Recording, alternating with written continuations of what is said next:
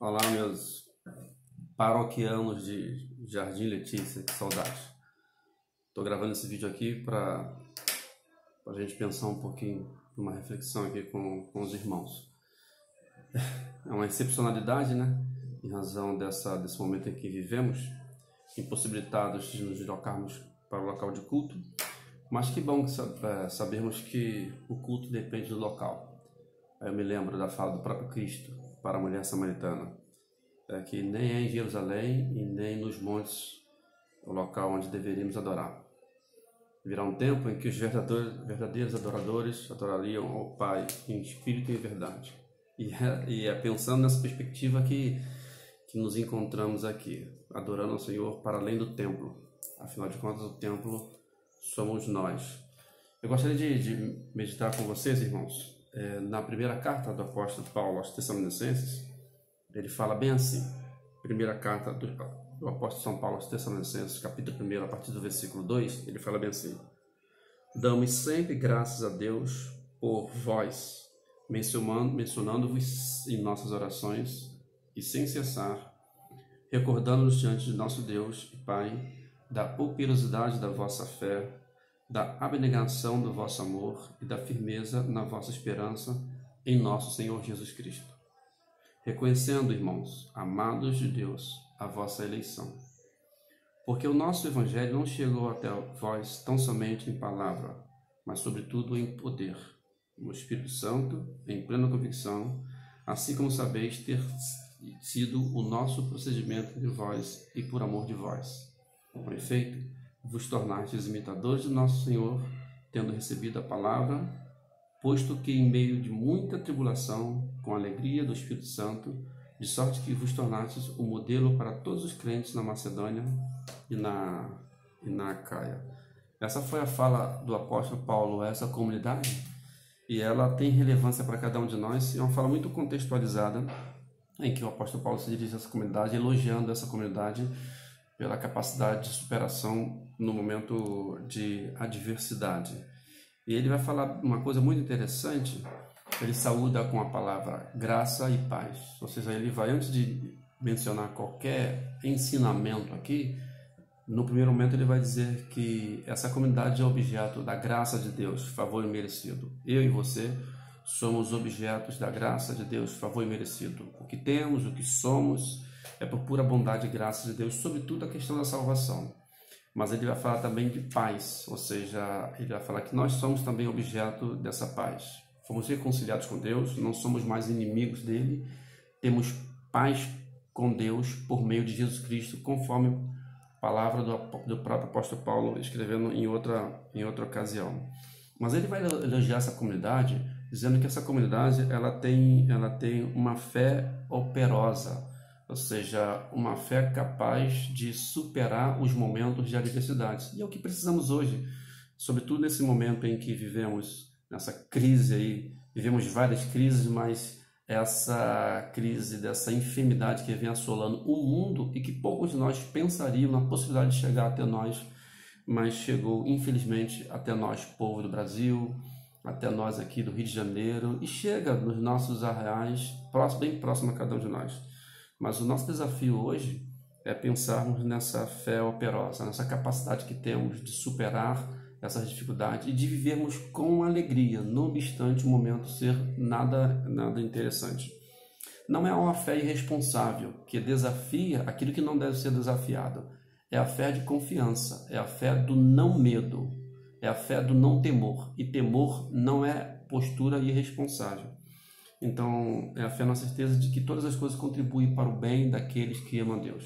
E que no momento certo, Deus vai dar cabo da situação, fazendo com que a nossa vida siga o curso normal, apesar de todas as coisas. Então, Paulo elogia essa comunidade em razão dessa fé operosa. É a fé que não é morta, que vai encontrar eco na própria fala do apóstolo Tiago. A fé que demonstra a sua operosidade através das obras.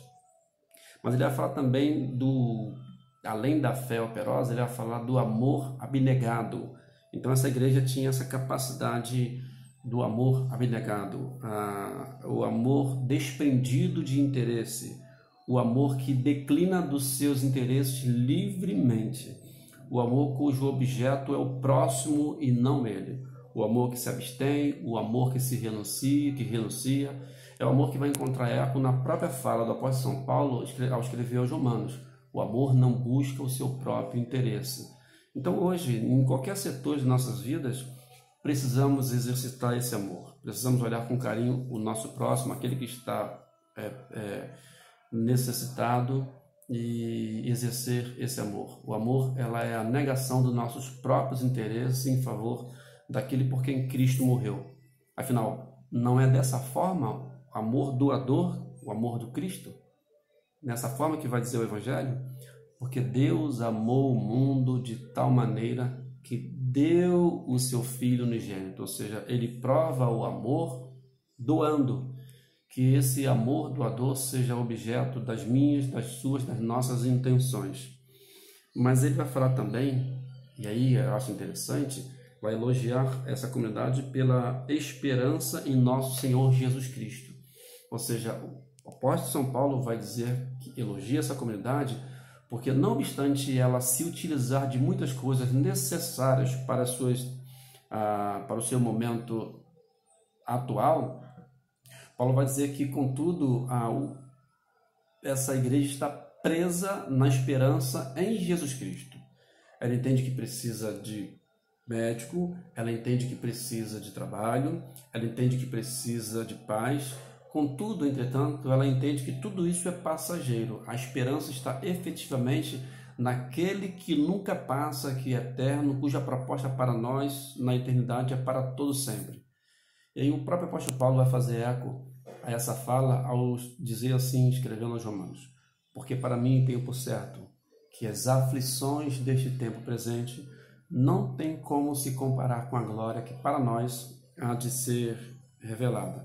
E aí uma coisa interessante, o que o apóstolo Paulo vai dizer nessa carta aos Tessalonicenses, e eu gostaria que vocês acompanhassem, o versículo 4, ele vai dizer o seguinte: depois de falar do amor abnegado, depois de falar da fé operosa, depois de falar da esperança em Jesus Cristo, Paulo vai falar o seguinte: reconhecendo, irmãos amados de Deus, a vossa eleição. Ou seja, Paulo vai dizer o seguinte, que vocês fizeram tudo isso exatamente porque são eleitos. Daí a gente vai pensar um pouquinho nessa questão teológica da eleição, né? Um Deus que nos elege em razão dele mesmo, um Deus que nos escolhe na eternidade, encontrando motivação nele em si mesmo e nunca em nós. Fomos eleitos por conta dele, fomos eleitos por conta do seu amor, da sua vontade livre, do seu amor livre, da sua decisão livre. É uma eleição que não vê beleza naquele que é beneficiado por essa própria eleição. Mas também é interessante quando falamos que somos eleitos, Paulo vai nos dizer que essa fala não pode ser tão somente um assentimento intelectual, mas deve ser provada a partir das obras. Por isso, Paulo vai dizer o seguinte, que a eleição dos Tessalonicenses foi reconhecida a partir daquilo que eles são ou a partir daquilo que eles fizeram. Fé operosa, amor abnegado e esperança em Jesus Cristo. E Paulo, por diversas ocasiões, vai dizer que nós devemos provar a nossa vocação, que nós devemos verificar se de fato estamos na fé.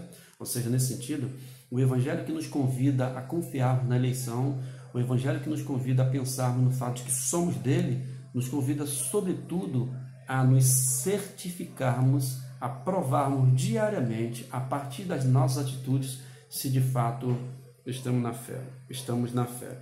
Eu penso, irmãos queridos, meus paroquianos, meus irmãos de Jardim Letícia, que deva ser essa a minha e a sua postura ante esse momento tão difícil que estamos vivendo.